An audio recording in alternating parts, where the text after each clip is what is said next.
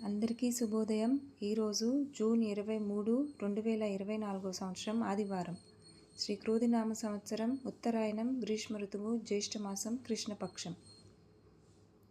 సూర్యోదయ సమయం ఉదయం 5:47, సూర్యాస్తమయం సాయంత్రం 6:49.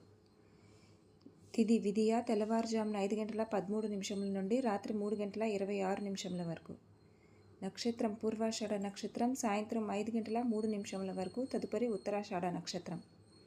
రాహుకాలం సాయంత్రం 5:11 నుండి 6:49 వరకు.